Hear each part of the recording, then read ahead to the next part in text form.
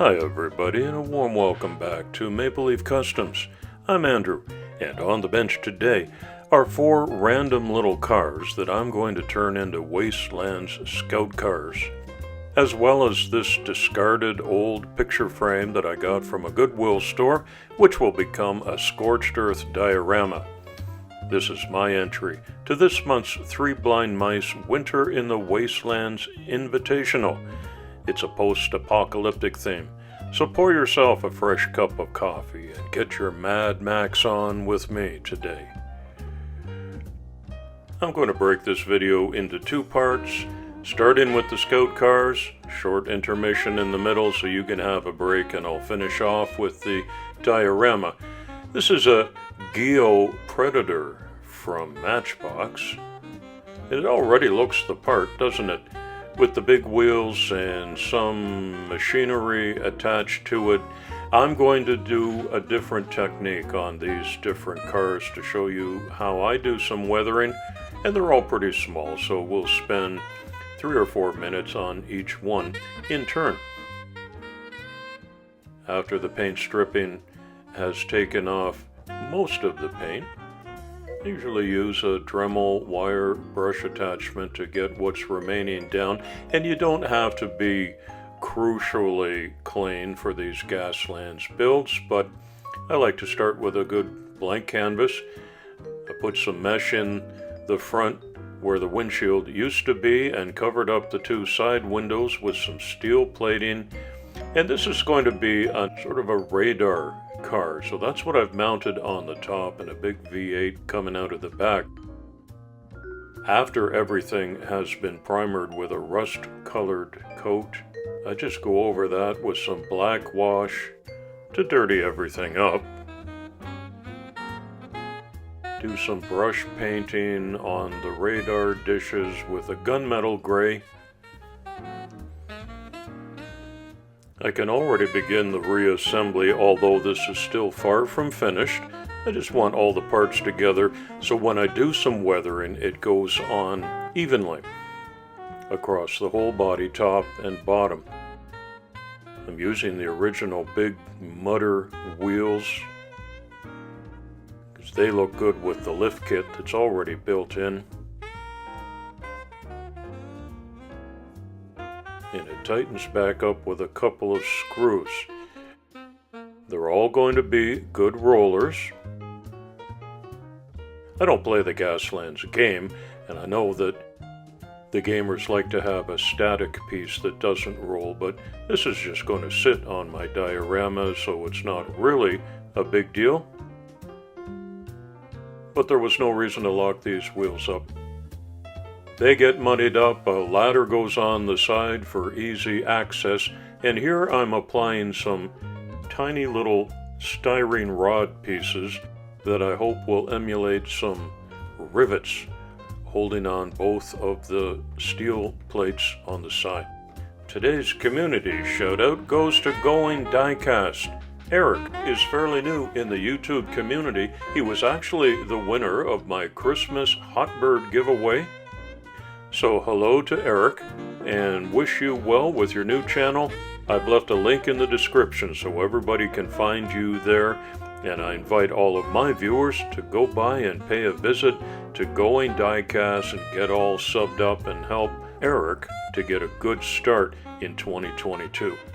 This is my 68 Mustang, also with big wheels and a lift kit. I could have chosen out of dozens of cars that I've got, but I picked a few that don't have to be heavily modified, although I will do lots of add-on pieces. Cars that already look like they might be chase cars or scout cars in the Wastelands. So once again, during the disassembly, I have a look at everything, and here's where ideas come to me. What can I do with this or that? And just so that it's easier to work on all the little bits, I take the wheels off, although once again I'm going to reuse these originals. I really don't want to spend money on parts where I don't absolutely have to. All of the parts for the 4 separate cars go in their own bin so I don't misplace any of the pieces. over the course of about a month that I worked on this project. In the case of this Mustang, I'm not going to strip the paint down. I'm just going to rough it up with some sandpaper because I like those caution stripes on the side and I want that to show through a little bit. So I just applied a bit of rust wash to give this an aged and weathered and well-worn look. I 3D printed a bunch of different parts for this video today, and I've put a hatch on the roof that is intentionally hinged in the front, so when it pops open it serves like a shield. So machine gun mounted on the hood and this little pea shooter out the back, just to take care of anybody who might be approaching from behind, and lots of glue to hold these down. If there's a messy glue seam on any of these Gaslands cars, I have found it just serves to look like a rough weld job, as you can imagine was probably the way it would be done in the Wastelands. More gunmetal gray, a little more weathering, black wash on the weaponry and the hatch. Original wheels back onto the now painted matte black base. And I'm not finished yet with the Mustang. I've got lots of ideas as to how to improve this. One of them is to put some real springs in for a working suspension. Look at that. All four corners get that treatment. If I'm not reusing a piece like this windshield, I label it and bag it and put it into my boneyard for future reference. In this case, instead of the original glass, I'm putting some styrene across the front and the side windows to look like welded on bars. And I promise that this shiny exhaust system will not be so shiny in a couple of minutes when I'm all finished.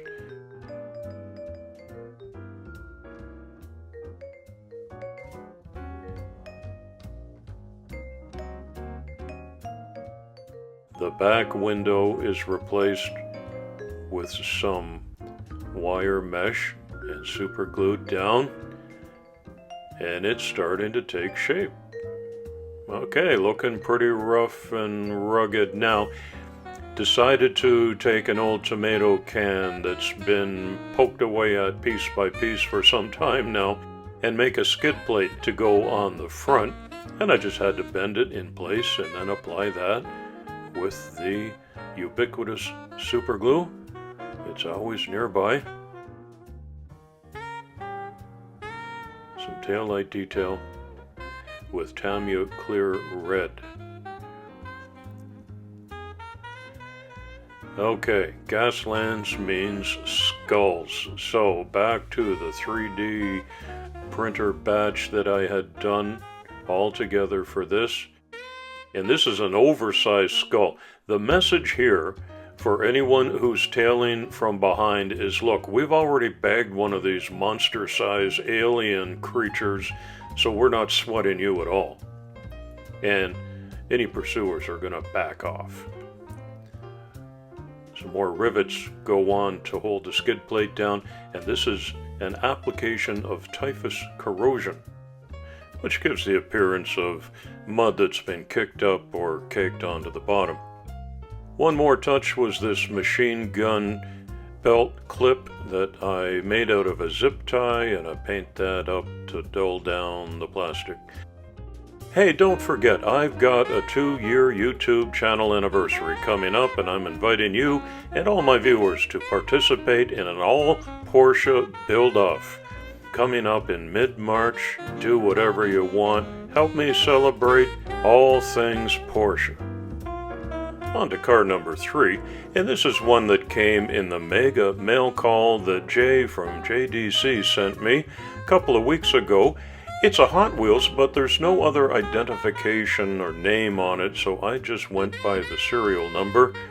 And it's already got a lovely worn-out patina on it. So again, I'm not stripping this down. I'm going to work with what I've got. There's a cool-looking fighter pilot kind of glass canopy inside this one. saving the parts all together, and I am not going to reuse the original wheels on this one. More sanding just to rough up the surface, the undercarriage and the diecast body, both metal. Get a black wash to muddy them up. And again, it's not anywhere near completion, but I start to put it back together so that there's uniformity in any weathering applications that I put on this one. If you know the name of this model, write it down in the comments below and help educate me a little bit. I decided to put this thin styrene rod around the canopy and over the top to kind of reinforce it, because everything is under fire in the Wastelands. This is going to be a non-weaponized car, but another radar scout. So there's a little satellite that goes attached on the front, and this one goes ahead in the convoy and tries to pick up any readings or signals.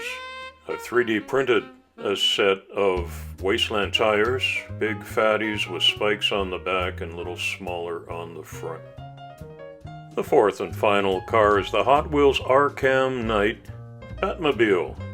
And I've got to admit, I'm a little behind on the DC Comics Batman series. The last one I saw was Adam West on TV in the late 60s. So I don't know which movie this comes from, but it's one of those tumblers or transformer type things that turns into something on command. And I thought it looked like it would fit the genre. So, stripped down. It's a plastic base on this one, but another nice set of big meaty tires that I'm going to be able to use. And this one did hit the paint stripper. I've taken a plastic fork and cut the tangs off with a little bit of an angle on the bottom, which I apply all around this for the full Stegosaurus look. That's the defensive armor on the Batmobile. I give it a black primer coat, and I went over that with a silver, and I decided it's a little too bright, so we got to do something to dull that down. I painted the interior glass and some gears and machinery in a futuristic kind of looking purple. Not a lot of that will show, but it'll be a nice contrast effect. Black wash over everything, already looking better, and I've mixed up this mottled yellow acrylic paint, which I apply just on the top highlight features and contours of the Batmobile. And once I hit that with the black wash and dull it down, it's going to look a little bit better too.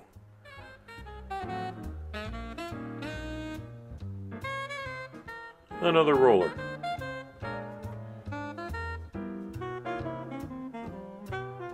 Okay, all four cars are just about finished, but I saved the Tamiya weathering powders till the end so I could do all four of them consistently and with some uniformity. So I begin with the tires, so they look like they've been racing the Wastelands and kicking up a lot of dust. And generally I cover most of the car and take the shine off of these. Move it around a few times, some rust on the metal mesh on the windshields, and everything looks like that. One final afterthought, I've got two non-weaponized cars that I thought I'm going to put a beacon light on these, because in my Wastelands world, if you don't have visible weapons, you're kind of like a MASH unit and you shouldn't be fired upon. And you can identify those cars by the lights and the beacons that are mounted on them. So here's a closer look at all four of the Scout cars. Muddied up and dirtied, and each of them has a unique look. So they're not like a team that's all matching Mustangs. They've got some individual signatures to them, different weapons, different accoutrements and details have been added.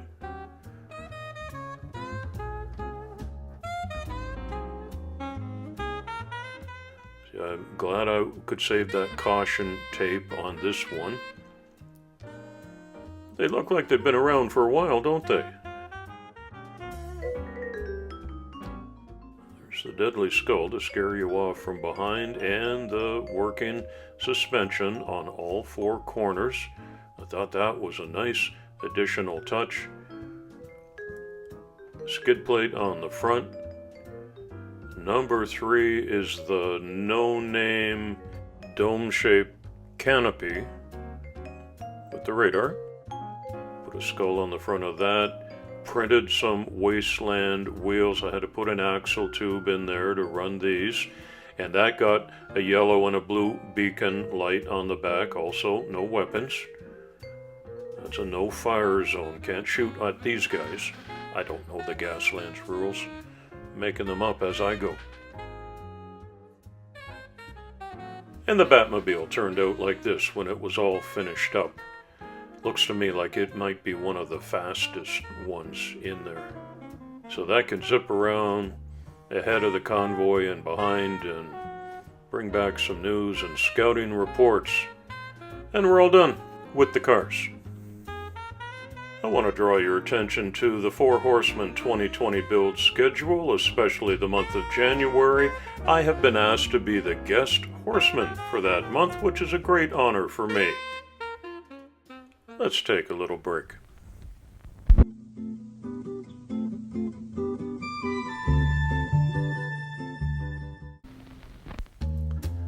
Okay, everybody, I'm back with a fresh hot cup of coffee, and I hope you are too. And ready for part 2, which is the Scorched Earth Diorama. This is going to be a larger size than the little coffee coasters that I've been making as of late.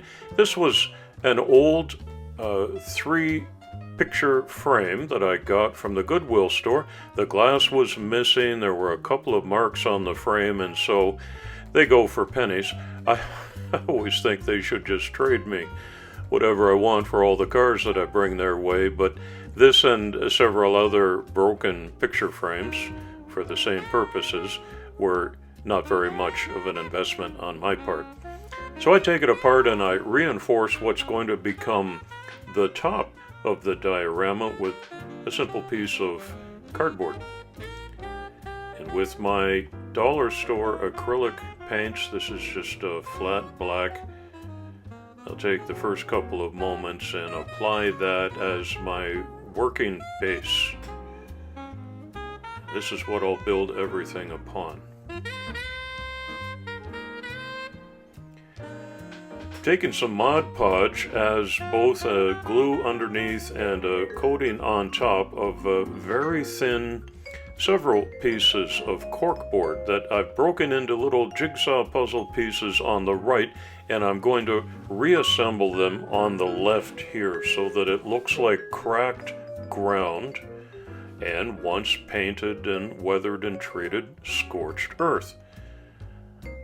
So I'll just show you the highlights as I go along here, and I think it actually turns into quite an effective looking treatment. The Mod Podge is to seal it in. If you can guess what I'm 3D printing here, I'll buy you a donut because it's hard to tell. I got this STL file from Thingiverse and it already had the supports applied, for which I'm thankful because that would have been a long process, but it's almost just as long to take these carefully apart with my side cutters.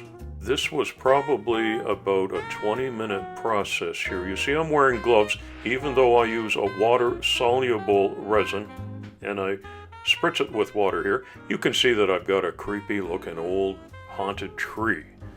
It becomes my favorite part of this whole project.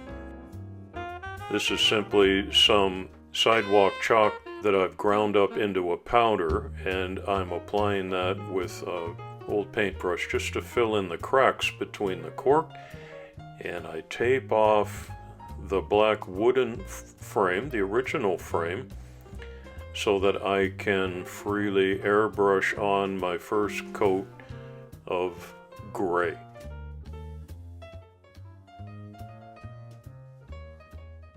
There's the gnarly looking tree. I think that's a fantastic effect and well worth the 3 or 4 hours that it took to print. And I also printed up this pile of junk that I think would look perfect roadside or trailside in any Wastelands diorama.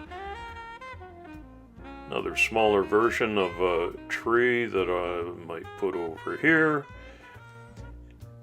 And as Bob Ross would say, some happy little rocks that go up in this corner. And okay, I'm trying to leave the open area in the middle and fill in some of the sides and corners. Rocks have been super glued down, and I'm giving them the same color of paint. Now this is intentionally monochromatic. One of my best holidays ever was in Iceland, and I drove a rental car all around the island, the circumference highway, and one full day was through lava fields. Iceland's very volcanic, as you know, and this is exactly what it looked like, this kind of color. So in my Wastelands world, at least this stretch of the road is scorched earth, grays and blacks. And I had lots of fun painting up all the different pieces in the corners and adding this and applying that. Off comes the protective tape.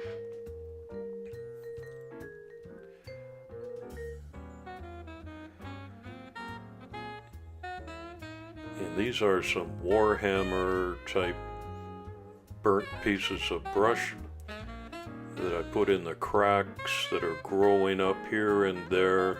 Not much plant life in the Wastelands. And here's some close-ups.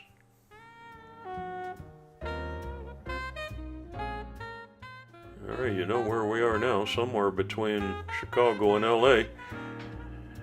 These are old supports that I saved. I love that tree in that corner. I think that's fantastic looking.